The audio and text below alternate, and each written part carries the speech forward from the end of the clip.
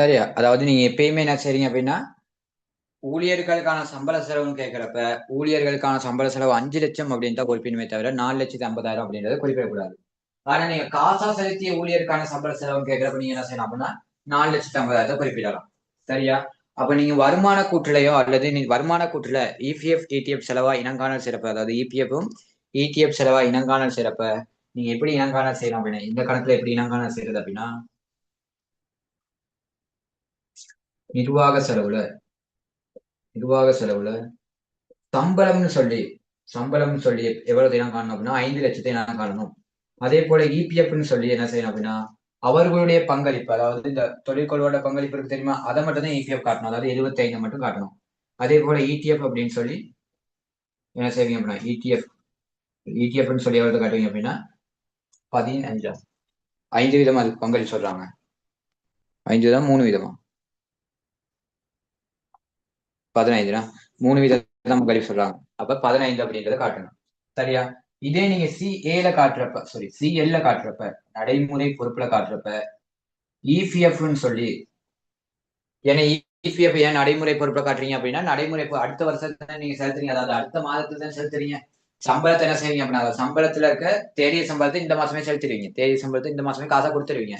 ஆனா அதுல இருக்கு இபிஎஃப், அதுல இருக்க எவ்வளவு இபிஎஃப் அப்படின்னா, தொழிற்கோளோட பங்களிப்பு 50,000 இருக்கு. அந்த 50,000 இங்க இருக்க 75,000 அடுத்த மாசம் தான் செலுத்துவீங்க. அப்ப அடுத்த மாதம் நீங்க எவ்வளவு செலுத்துவீங்க அப்படின்னா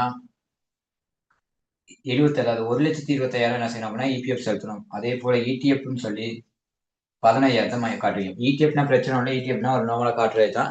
அந்த மத்த இதை என்ன செய்யணும் அப்படின்னா கொஞ்சம் பாத்துக்கணும். சரியா? இந்த மாதிரி தான் என்ன செய்யப்படணும் அப்படின்னா வெளிப்படுத்தல் செய்யணும்.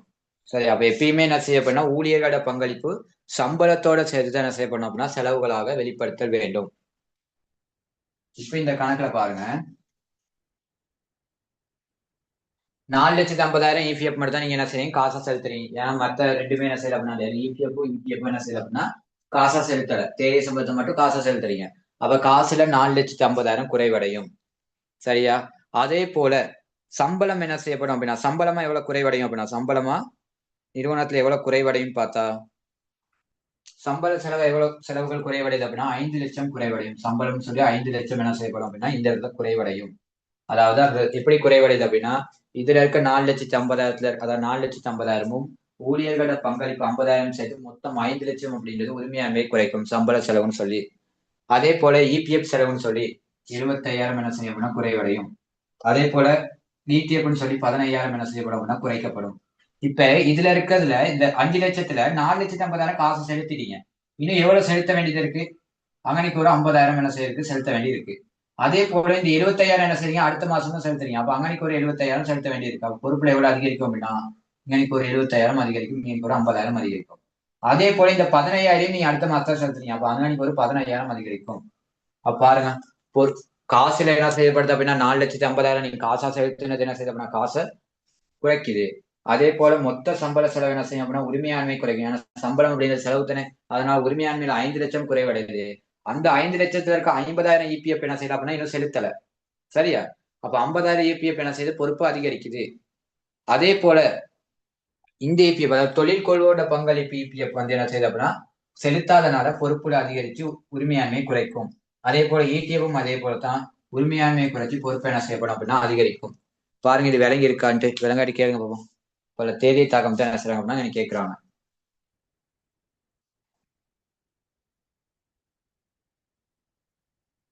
விளங்காட்டி கேளுங்க.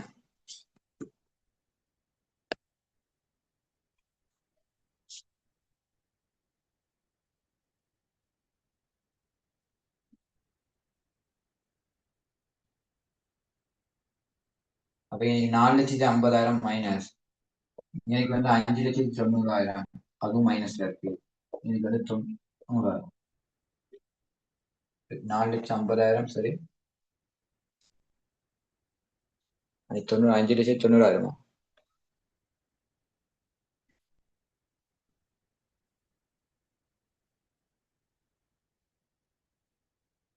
காசா செலுத்திய சம்பளம் 4,50,000 சரி.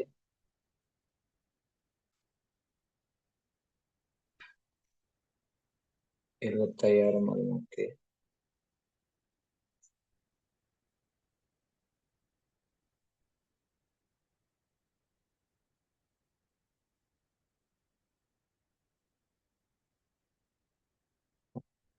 ஓ சாரி, இன்னைக்கு எவ்வளவு வந்துச்சு? இன்னைக்கு வந்து இருக்காதுண்ணா. அன்னைக்கு வந்து எவ்வளவு வருது? 75,000, 90,000, 1,40,000னா 1,40,000 இல்ல. அந்த இடத்துல என்ன இருக்கு அப்படின்னா மாறி இருக்கு. 1,40,000.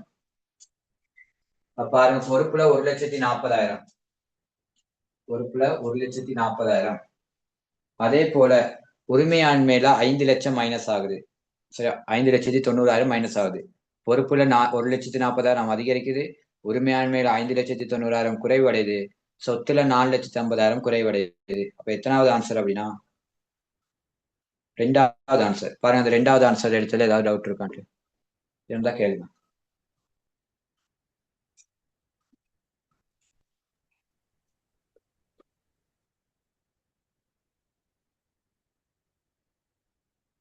ஓகே, அடுத்து என்ன செய்யறாங்க அப்படின்னா இபிஎஃப் இபிஎஃப் செலவுக்கான ரெட்டை பதிவு. இபிஎஃப் செலவுக்கான என்ன செய்யறாங்க அப்படின்னா ரெட்டை பதிவு என்னன்னு கேக்குறாங்க. அப்ப நான் முதல் சொன்ன மாதிரி தான் இன்னைக்கு 50,000 செலவுல எத்தனை வைக்கிறீங்க அப்படின்னு சம்பள கணக்கு. சம்பள கணக்கு வரவு 50,000. ஏன்னா இது 50,000 சம்பளத்தோட சேர்த்தா வைக்கிறீங்க. அதாவது அந்த ஊழியர்களிட பங்களிப்பு 50,000 செய்யுங்க. ஊழியர்களிட பங்களிப்பு 50,000 சம்பளத்தோட சேர்த்தா வைக்கிறீங்க. அதனால சம்பள கணக்கு வரவு அப்படின்னு தான் வைக்கணும். அதே போல இபிஎஃப் செலவு கணக்கு. இபிஎஃப் செலவு கணக்கு, செலவு கணக்கு வரவு, அதாவது இங்க 75,000. சரியா? அதுக்கப்புறம் இது ரெண்டையுமே என்ன செய்யிருக்கு அப்படின்னா செலுத்த வேண்டியதா இருக்கு. அப்ப மொத்தம் 125. அப்ப அட்டூரு இபிஎஃப் கணக்கு, அட்டூரு இபிஎஃப் கணக்கு செலவு, அட்டூரு இபிஎஃப் கணக்கு செலவு 1,25,000. இப்ப இதைத்தான் என்ன செய்யணும் அப்படின்னா நீ இரட்டை பதிவா கொடுத்துருக்கணும். பட் அன்னைக்கு என்ன செய்யல அப்படின்னா அதுக்கான இரட்டை பதிவு இல்ல. பாருங்க, சம்பள கணக்கு வரவு 75,000 தான் இருக்கு. சம்பள கணக்கு வரவுல 75,000 இருக்கு. சம்பள கணக்கு வரவு 50,000 வந்திருக்கணும். இபிஎஃப் செலவு கணக்கு 75,000 மாறி வந்திருக்கணும். அப்ப அதுக்கான ஆன்சர் அன்னைக்கு இல்ல. ஆன்சர் என்ன செய்யுங்க அப்படின்னா எழுதிக்கு. அந்த கேள்வியில ஏதாச்சும் டவுட் இருந்தா கேளுங்க. அதோட அந்த கேள்வி என்ன செய்யுது அப்படின்னா முடியுது.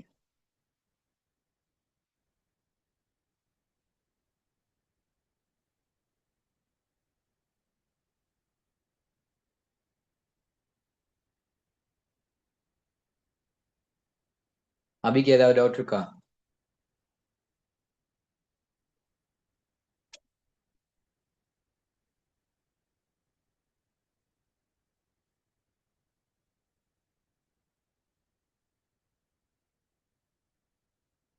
சரி, அடுத்த கேள்வி பாருங்க.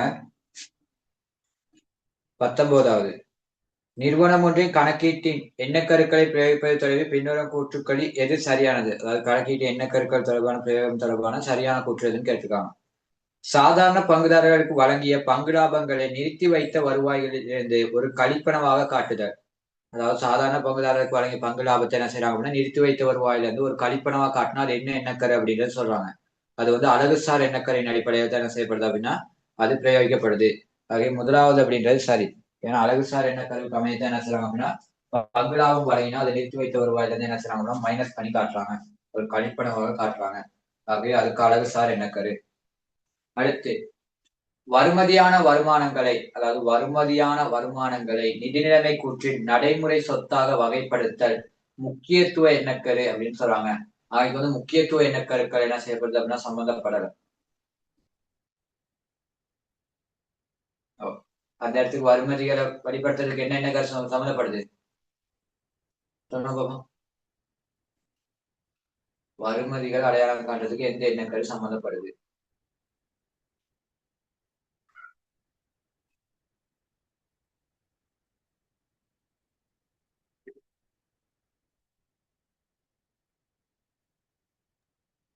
அட்டுரு எண்ணக்கரு. ஒரு ஆள் அட்டூர் எண்ணக்கரு. அடுத்து,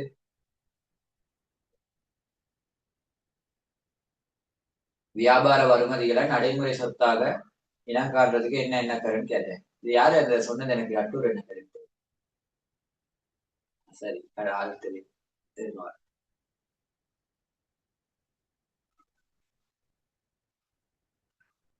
அதாவது வருமதிகளை, அதாவது நடைமுறை சொத்து நடைமுறை அல்லா சொத்துன்னு வகைப்படுத்துறதுக்கு எந்த எண்ணக்கரு வலியுறுத்துது அப்படின்னா அட்டூர் எண்ணக்கரு. சரி, அட்டூர் எண்ணக்கரு. உங்களோட சேர்ந்து எனக்கு அட்டூர் எண்ணக்கருனே வருது. இல்லைன்னா தொடர்ந்து இயங்கும் என்ன கருத்து என்ன செய்யப்படுது அப்படின்னா வலியுறுத்துது. சரியா? தொடர்ந்து இயங்கும் என்ன கருத்துக்கு அமையத்தை என்ன செய்யணும் அப்படின்னா நடைமுறை சொத்து, நடைமுறை அல்லா சொத்து அப்படின்னு வகைப்படுத்துறோம். வருமதிகள், அதாவது அதை சொல்லியிருக்காங்க, வருமதியான வருமானத்தை நான் காண்ற என்ன கருத்தா அட்டூர் என்ன கரு.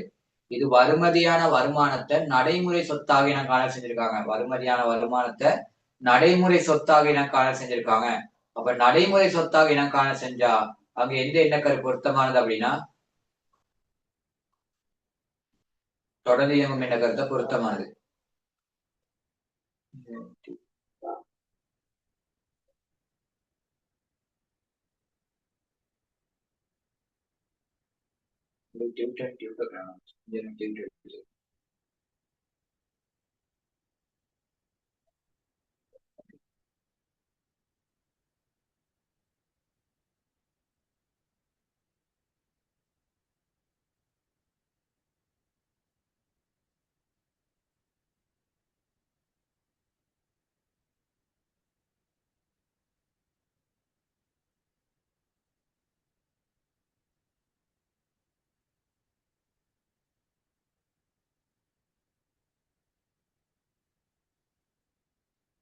அப்ப அதை பாருங்க சொல்லியிருக்காங்க, வருமதியான வருமானங்களை நிதி நிலைமை கூற்றி நடைமுறை சொத்தாக, அதாவது நடைமுறை சொத்தாக வகைப்படுத்தி காட்டுறதுக்கு அடிப்படையை வழங்குது. நடைமுறை சொத்து, நடைமுறை அல்லா சொத்து, நடைமுறை பொறுப்பு, நடைமுறை அல்லா பொறுப்புன்னு வகைப்படுத்தி காட்டுறாங்க. அப்போ வகைப்படுத்தி காட்டுறதுக்கு எந்த எண்ணக்கரு அடிப்படையை வழங்குது அப்படின்னா தொடர்ந்து இயங்கும் எண்ணக்கரு அடிப்படையை வழங்குது. அதே வருமதியான வாடகை, அதாவது வருமதியான வருமானங்கள் இனம் காண்றது, அதாவது வருமதியான வருமானத்தை இனம் காண்றதுக்கான எண்ணக்கரு எது அப்படின்னா அட்டூர் எண்ணக்கரு சொல்லலாம். ஏன்னா வருமானங்கள் இன்னும் பெறல, வருமதியான வருமானங்கள் அப்படின்னா அட்டூர் எண்ணக்கரு சொல்லலாம். அதை வகைப்படுத்தி காட்டுறதுக்காக எந்த எண்ணக்கரு அப்படின்னா தொடர்ந்து இயங்கும் எண்ணக்கரு தான் வலியுறுத்துது. சரி, அப்ப இங்க முக்கியத்துவ எண்ணக்கரு அப்படின்னு சொல்லியிருக்காங்க. முக்கியத்துவ எண்ணக்கரு அப்படின்றது பொருண்மை எண்ணக்கருக்கு இன்னொரு பேரு. அப்ப அந்த ஆன்சர் என்ன செய்யுது அப்படின்னா வராது. கடன் கொடுத்தோரிடமிருந்து பெற்ற கழிவினை வருமானமாக இனம் காண்பதற்கு அடிப்படையினை இணைதல் எண்ணக்கரு வழங்கின்றது. அதாவது வருமானத்தை இனம் காண்பதற்கு அடிப்படை என்ன கருது, பெற்ற கழிவு வருமானம் இனம் காண்பதற்கு தேர்தல் என்ன கருத்து அடிப்படை வழங்குது. இணைதல் என்ன கருவின்படி செலவுகளை தான் இனம் காணல் செய்யணும். அதாவது கொடுத்த கழிவை இனம் காணல் செய்யறதுக்கு இணைதல் எண்ணக்கரு வரலாம். ஆனா பெற்ற கழிவை இனம் காணல் செய்யறதுக்கு வருமானத்தை இனம் காண்பதற்கு அட்டூர் என்ன கருத்து என்ன செய்ய தேர்தல் என்ன கருத்து என்ன செய்யப்படுது அப்படின்னா பொருத்தமானது. வருமானத்தின் இனம் காண்பதற்கு தேர்தல் என்ன கருத்து என்ன செய்யுது அப்படின்னா பொருத்தமானது. அங்க இணைதல் எண்ணக்கரு அப்படின்றது ஆகவே அதுவும் பிழையானது. அடுத்து அதாவது கடன் கொடுத்தவருக்கு கொடுத்த கழிவொன்றை செலவாக இனம் காண்பதற்கு அடிப்படை எண்ணக்கரு தேர்தல் எண்ணக்கருந்தாங்க. செலவுகளை இனம் காண்பதற்கான எண்ணக்கரு எதுனா இணைதல் எண்ணக்கரு. இணைதல் எண்ணக்கருக்கு அமைத்த செலவு இனம் காண செஞ்சிருக்கணும். அப்ப அந்த ரெண்டு கான்சரும் என்ன செஞ்சுக்கணும்னா மாறி வந்துடும். அப்ப அந்த 4வது ஆன்சரும் பிழையானது. நிகழத்தக்க பொறுப்புகளை நிதி நிலைமை கூற்றில் பொறுப்பொன்றாக இனம் காண்பதற்கு அடிப்படை முன்னெச்சரிக்கை எண்ணக்கரு வழங்குகின்றது. சொல்லுவாங்க, நிகழத்தக்க பொறுப்புகளை நிதி நிலைமை கூற்றுல பொறுப்பொன்றாக இனம் காண்பதற்கு அடிப்படையை முன்னெச்சரிக்கை எண்ணக்கரு வழங்குதா? சொல்லுவோம்.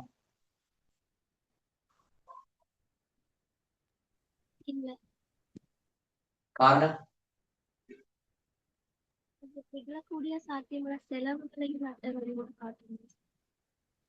சரி, முதல் நிகழத்தக்க பொறுப்புகளை நிதி கூற்றுக்கள் இனங்காண செய்வீங்களா செய்ய மாட்டீங்களான்னு சொல்லுவோம். நிதி நிலைமை கூற்று இனங்காண செய்வீங்களா செய்ய மாட்டீங்களா?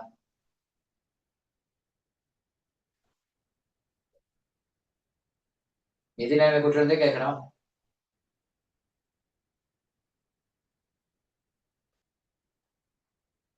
சொல்லுங்க, இனங்காண செய்வீங்களா செய்ய மாட்டீங்களா? நிகழத்தக்க பொறுப்புகளை நிதி கூற்றுக்கள் என்ன செய்ய மாட்டோம் அப்படின்னா இனங்காண செய்ய மாட்டோம், குறிப்பு வரிகளை மாத்திரம் தான் வெளிப்படுத்துவோம். அப்ப இவங்க நிதி நிலைமை கூற்றுல வெளிப்படுத்துறது அப்படின்னு அவங்க சொல்லியிருக்க பாயிண்ட்ஸே நிப்பல. சரியா? நிதி நிலைமை கூற்றுல பொறுப்பா என்ன செய்ய மாட்டோம், காட்ட மாட்டோம். குறிப்புகள் வடிவில மாத்திரம் தான் என்ன செய்வோம் அப்படின்னா வெளிப்படுத்துவோம். அவங்க கேட்டிருக்க கேள்வி என்ன செய்யுது அப்படின்னா அங்கன்னைக்கு பிழையாத்தான் இருக்கு.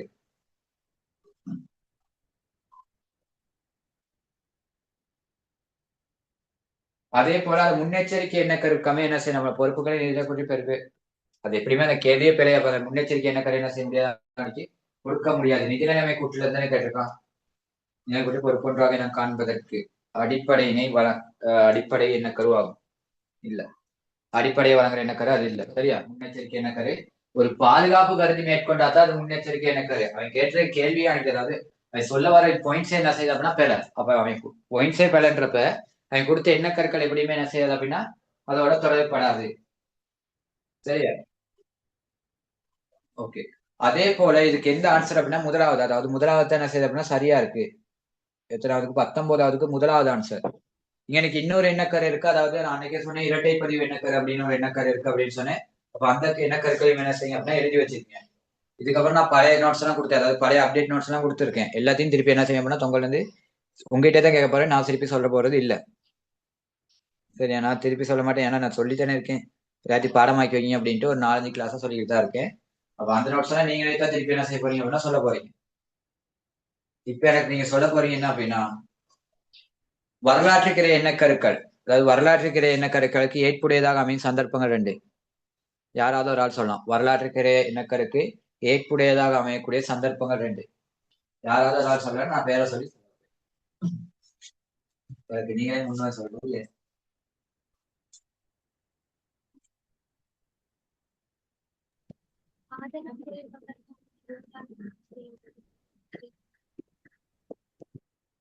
வேற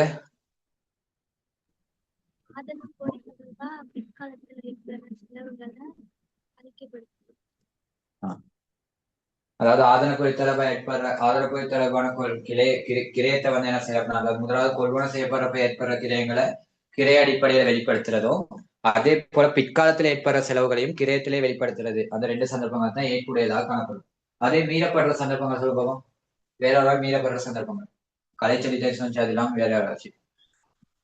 ஆதன உபகரணங்களை மேல் மதிப்பீட்டு பெறுமதியில அறிக்கைப்படுத்துறதும் இருப்பினும் தேறிய தேரத்தக்க பெறுமதியில அறிக்கைப்படுத்துறதும். ஓகே. இப்ப வேற ஒரு ஆள் சொல்லுங்க, இரட்டை பதிவு என்ன கருணா என்னான்ட்டு. இவங்க 2 பேரை தவிர.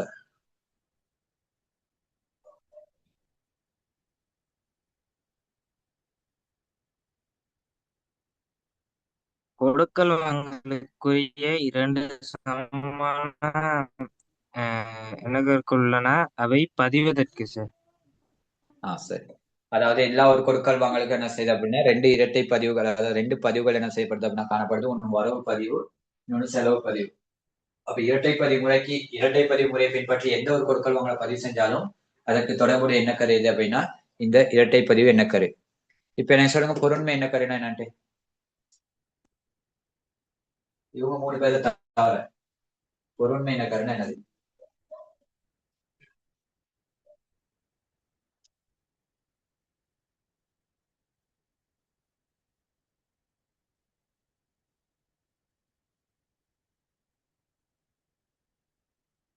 சொல்லுங்க, வேற யாராவது ஒரு ஆள் சொல்லலாம். பொருண்மை எண்ணக்கரு அப்படின்றது என்னன்னு.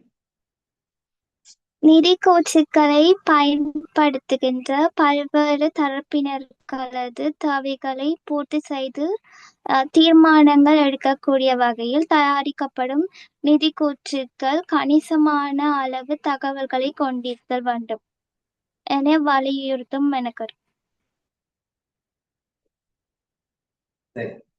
வேற ஏதாவது சந்தர்ப்பம் பொருண்மை எண்ணக்கருக்கு? நான் கொடுத்த பாயிண்ட்ஸ் வர காட்டி கேட்பேன் கேள்வி. நான் கொடுத்த பாயிண்ட்ஸ் வர காட்டி அந்த கேள்வி எல்லாம் செய்யணும்னா கேட்பேன். பொருண்மை இந்த குறைவான பெறுமதி கொண்ட பொருட்களை வந்து இதுல காமிக்க மாட்டோம் சார். அதாவது குறைவான பெருமதி கொண்ட சொத்துக்களை எல்லாம் செய்யறதுல அப்படின்னா பெருமதி குறைவாக காணப்படுற சொத்துக்களை நம்ம சொத்துக்களாக வெளிப்படுத்தல் செய்யாம அதை வந்து என்ன செய்யறோம் அப்படின்னா ஒரு செலவாக இனம் கண்டோம் அப்படின்னா அதையும் வலியுறுத்துற என்ன கரு எதுனா பொருண்மை என்ன கரு. அதாவது மதுரை சொன்ன ஆன்சரும் சரி, பட் இதையும் என்ன செய்யும் அப்படின்னா அதோட எட் பண்ணியே வச்சுக்கோங்க. இதுவும் என்ன செய்யப்படும் பொருண்மை என்ன கருக்கமே தான் செய்யப்படுது. சரியா? அதாவது பாரிய பெருமதி கொண்ட சொத்துக்களை சரி குறைவான பெருமதி கொண்ட சொத்துக்களை என்ன செய்யறோம் அப்படின்னா ஒரு சொத்தா இனங்காணல் செய்யாம செலவுகளாக என்ன செய்யறது அப்படின்னா இனங்காணல் செய்யுது. உதாரணத்துக்கு அன்னைக்கு எடுத்தேன் ஸ்டெப்லர் பின் கட். ஸ்டெப்லர் என்ன செஞ்சோம் அப்படின்னா எடுத்தோம்னா ஒரு நிறுவனத்துக்கு என்ன செய்யறோம் அப்படின்னா ஒரு ஸ்டெப்லர் பின் வாங்குறோம் அப்படின்றப்ப அந்த பின் கட்டர் என்ன செய்யும் அப்படின்னா நிறைய நாட்கள் தொடர்ச்சியாக என்ன செய்யும் அப்படின்னா ஸ்டெப்லர் பின்ன தொடர்ச்சியா பயன்படுத்திட்டு வருவாங்க ஸ்டெப்லரை. பட் என்ன செய்யும் அப்படின்னா ஒரு வருடத்துக்கு மேலேயோ அல்லது ஒரு வருடத்துக்குள்ளேயே பயன்படுத்துவோம். அதை கொள்வனம் செஞ்சு நம்ம கிட்ட வச்சா அது நம்மளுடைய சொத்து. ஆனா நீங்க என்ன செய்ய மாட்டீங்க, அதை நடைமுறை சொத்தாகவோ அல்லது நடைமுறை அல்லா சொத்தாகவோ நீங்க வெளிப்படுத்த போறது இல்லை. அதோட பெருமதியின் அடிப்படையில நீங்க என்ன செய்வீங்க அப்படின்னா அது ஒரு செலவாக, அதாவது நிர்வாக செலவுல கொண்டு போயிட்டு என்ன செஞ்சிருவீங்க அப்படின்னா வெளிப்படுத்தல் செஞ்சிருவீங்க. சரியா? அதே மாதிரி தான் குப்பை தொட்டி வாங்குறது, அதாவது டஸ்ட்பின் என்ன செய்யறது அப்படின்னா வாங்குறதுன்னு பார்த்தா அதுவும் என்ன செய்வீங்க அப்படின்னா குறித்த காலப்பகுதி, அதாவது அந்த பெருமதியின் அடிப்படையில என்ன செய்வீங்க அப்படின்னா அதையும் சொத்தாக வெளிப்படுத்தாம ஒரு செலவாக என்ன செஞ்சிருவீங்க அப்படின்னா காட்டிடுவீங்க. சரியா? ஓகே. அப்ப இதைத்தான் பொருண்மை இனக்கரு என்ன செய்யணும் அப்படின்னா அந்த பெருமதியின் அடிப்படையில என்ன செய்யணும் அப்படின்னா வரையறுக்கிறோம். குறைவான பெருமதி கொண்டதை சொத்தாக வெளிப்படுத்தாம அதை என்ன செய்யணும் அப்படின்னா செலவுகளாக வெளிப்படுத்துறது அப்படின்றது சொல்லப்படுது. ஓகே. தேர்தல் இனக்கரு தேர்தல் இனக்கருவிற்கு அமைய வருமானங்களை இன காண்பதற்கான 2 நிபந்தனைகள். இப்ப சொன்னவங்களை தவிர வேற யாராவது ஒரு ஆள் சொல்லுங்க.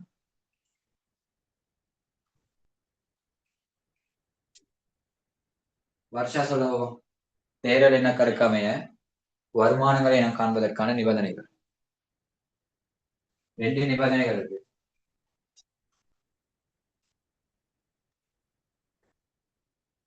வருஷம் இருக்கு தானே? உழைக்கப்படும் போதே வருமானமாக இனங்காணல் சார். வேற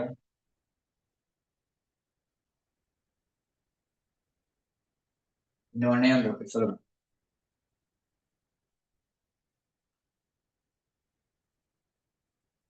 வேற யாராவது ஒரு ஆள்?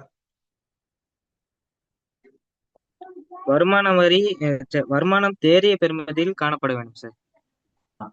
வருமானம் உழைக்கப்பட்டிருத்தல் வேண்டும். வருமானம் தேறிய தேரக்கூடிய பெருமதியில் என்ன செய்யப்படும் அப்படின்னா காணப்படுதல் வேண்டும். வருஷோசனையோ வருமானம் அந்த உழைக்கப்பட்டிருத்தல் வேண்டும் அப்படின்றது அது சரி. அடுத்து இன்னொன்னு சொல்லணும் என்ன அப்படின்னா வருமானம் வந்து என்ன செய்யணும்னா தேரக்கூடிய பெருமதியில் என்ன செய்யப்படும் அப்படின்னா வருமானங்கள் காணப்படுதல் வேண்டும்.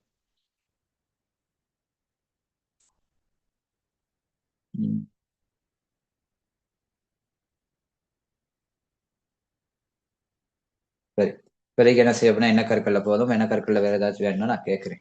ஏதாவது கேள்வி? சரி, அப்ப அதுக்கு அடுத்த கேள்வி கேட்டிருக்காங்க. அப்ப 19வதுக்கு முதலாவது ஆன்சர். 19வதுக்கு முதலாவது ஆன்சர். பின்வரும் கணக்கீட்டு எண்ணக்கருவி எது கிரயம் தேரக்கூடிய பெறுமதி ஆகியவற்றில் குறைந்த பெறுமதியில் நிதி கூற்றுக்களில் இருப்புக்களை இனங்காண்பதற்கு அடிப்படையை வழங்குகின்றன. அதாவது எந்த பண்பு 2 கேட்டிருக்கான். ஒண்ணு வந்து என்ன கேட்டிருக்கான் அப்படின்னா என்ன கருக்கள் 2 கேட்டிருக்கான். இருப்பின் கிரயத்தை வந்து என்ன செய்யணும்னா தேரக்கூடிய பெறுமதியில 2லும் குறைந்த பெறுமதியில் நிதி கூற்றுக்களை இனங்காண்பதற்கு அடிப்படையினை வழங்குற எண்ணக்கருக்கள் எது அப்படின்னு கேட்கிறான். அப்ப 2லயுமே குறைவான பெறுமதி இனக்காண்றதுக்கு எந்த எண்ணக்கரு வலியுறுத்துது அப்படின்னா முன்னெச்சரிக்கை எண்ணக்கரு என்ன செய்யப்படுது அப்படின்னா வலியுறுத்துது. அதாவது முன்னெச்சரிக்கை எண்ணக்கருக்கு அமையத்தான் இருப்பின் தேரக்கூடிய பெறுமதியில குறைவான பெறுமதி என்ன செய்யுங்க அப்படின்னா அடையாளம் காண்றீங்க. இப்ப முன்னெச்சரிக்கை எண்ணக்கரு இந்த 2 எண்ணக்கரு கேட்டிருக்கானே. அப்ப அதனால குறைவான பெறுமதி அடையாளம் காண்றதுக்கு முன்னெச்சரிக்கை எண்ணக்கருவும் அந்த குறைவான பெறுமதினால ஏற்பட்ட நட்டத்தை செலவா காட்டுறதுக்கு இணைதல் எண்ணக்கருவும் என்ன செய்யப்படுது அப்படின்னா தொடர்புபடுது. அப்ப முன்னெச்சரிக்கை எண்ணக்கரு இணைதல் எண்ணக்கரு அப்படின்றத கொடுத்திருக்கலாம். சரியா? அதாவது குறைவான பெறுமதியில இனங்காணல் செய்யறதுக்கு எந்த எண்ணக்கரு தொடர்புபடுதுன்னா முன்னெச்சரிக்கை எண்ணக்கரு அல்லது பாதுகாப்பு எண்ணக்கருன்னு சொல்லலாம். பாதுகாப்பு எண்ணக்கரு தொடர்புபடுது.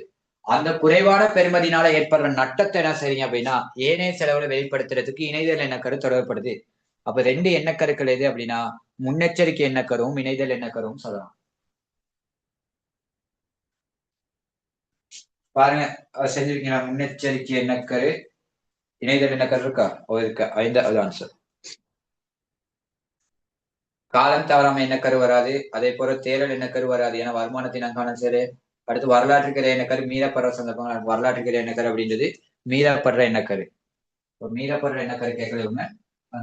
நம்மளாம் என்ன செய்றாங்க எண்ணக்கருக்கள் எது அப்படின்னு தான் கேட்கறாங்க தவிர மீறப்பட்ட எண்ணக்கரு கேட்கல. சரியா? இப்போ அந்த கேள்வியில ஏதாவது டவுட் இருக்கான்னு பாருங்க. அதுக்கு அடுத்த கேள்வி செஞ்சாருங்க. ஓகே, அடுத்த கேள்வி பாருங்க.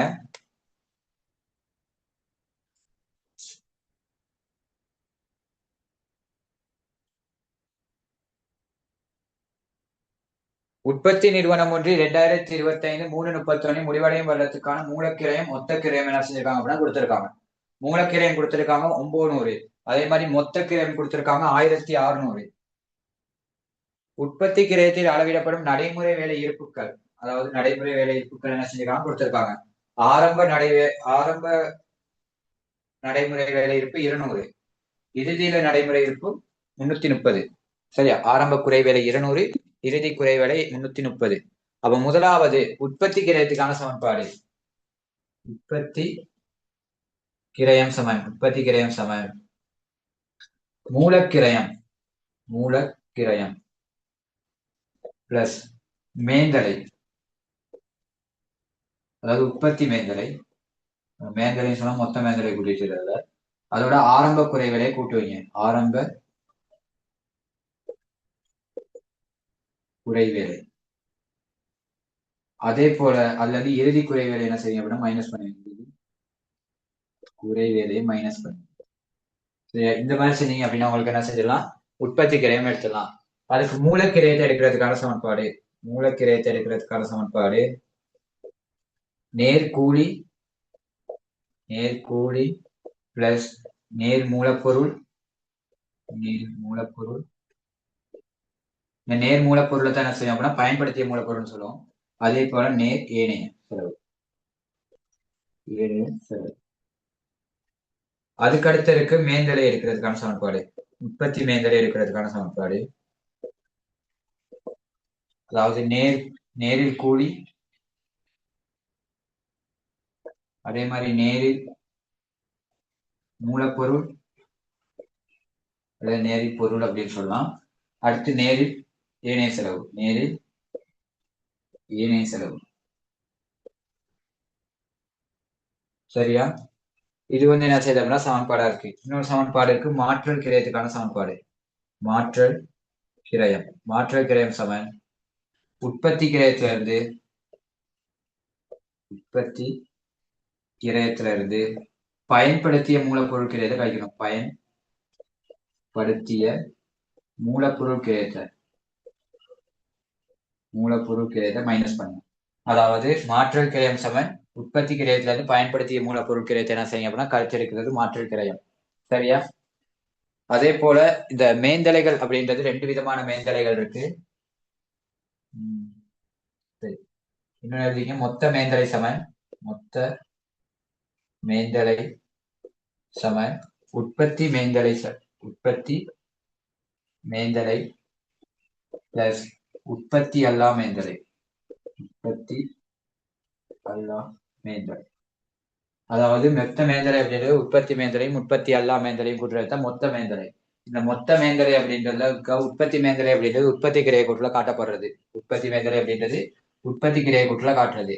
உற்பத்தி அல்லா மேந்தலை அப்படின்றது எதுல காட்டுவீங்க அப்படின்னா வருமான கூட்டுல காட்டுற செலவுகள். வருமான கூட்டுல காட்டப்படுற செலவுகளை நம்ம என்ன செய்யணும் அப்படின்னா உற்பத்தி அல்லா மேந்தலை அப்படின்னு சொல்லுவோம். சரியா? முதலாவது பாருங்க, உற்பத்தி கிரயத்தை கணிப்பிடுறதுக்கான சமன்பாடு, அதுக்கப்புறம் மூலக்கிரயத்தை கணிப்பிடுறதுக்கான சமன்பாடு, அடுத்து உற்பத்தி மேந்தலை கணிப்பிடுறதுக்கான சமன்பாடு, அடுத்து மாற்றல் கிரயத்தை கணிப்பிடுறதுக்கான சமன்பாடு. சரியா? அதுக்கு மேல இருக்கிறது மொத்த மேந்தலை கிரயத்தை கணிப்பிடுறதுக்கான சமன்பாடு. சரியா? அப்ப இதெல்லாம் என்ன செய்யுங்க அப்படின்னா ஞாபகம் வச்சுக்கோங்க. ஓகே, அப்ப அந்த கேள்விப்படி நம்மளுக்கு என்ன செய்யணும், மூலக்கிரயத்தை கண்டுபிடிக்கணும். மூலக்கிரயத்தை கண்டுபிடிக்கிறதுக்கு என்ன செய்யணும் அப்படின்னா இந்த சமன்பாட்டுல நம்ம நேரடியாக பிரதியீடு செஞ்சிடலாம். அதாவது உற்பத்தி கிரய சமன்பாட்டுல பிரதியீடு செஞ்சு என்ன செய்யணும் அப்படின்னா ஆன்சர் எடுத்துடலாம். அப்ப இதுல பாருங்க, உற்பத்தி கிரயம் எவ்வளவு கொடுத்துருக்கான் அப்படின்னா, சரி மூலக்கிரயம் தான் கண்டுபிடிக்கணும். உற்பத்தி கிரயம் கொடுத்துருக்கான் 1600. இந்த இடத்துல 1600 கொடுத்துருக்கான். அது 7. மூலக்கிரயம் தெரியாதான் கண்டுபிடிக்க போறோம். சரி, மேந்தலை தான் தெரியாதுன்னா மூலக்கிரயம் எவ்வளவு கொடுத்துருக்கான் பாருங்க, 900 கொடுத்துருக்கான். மேந்தலைத்தை எவ்வளவு அப்படின்றது கண்டுபிடிக்க போறோம். அதோட பிளஸ் பண்ணுங்க. ஆரம்ப குறைவேலை எவ்வளவு இருக்கு பாருங்க, ஆரம்ப குறைவேலை 200. அப்ப அந்த 200 கூட்டிட்டு இறுதி குறைவேலை 300 என்ன செய்யணும்னா மைனஸ் பண்ணுங்க. இப்ப இதை சுருக்கி எடுத்தீங்க அப்படின்னா உங்களுக்கு என்ன செய்யலாம், அதாவது மேந்தலை என்ன செய்யலாம் அப்படின்னா எடுத்துடலாம்.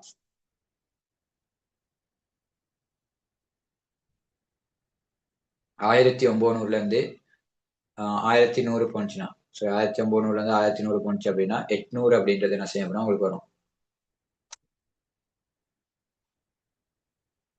800 அப்படின்றது உங்களுக்கு மேந்தலைகளாக வரும். அப்படி மேந்தலை சமன் 800. மேந்தலை சமன் 800 அப்படின்றது வரும். 800 900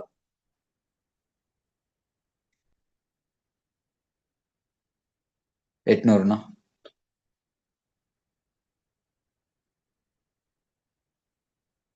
சரி 330. சரி 300 போடுங்க, இந்த இடத்துல 330. 330 என்ன செய்யுங்க அப்படின்னா மைனஸ் பண்ணி ஆன்சர் எடுங்க.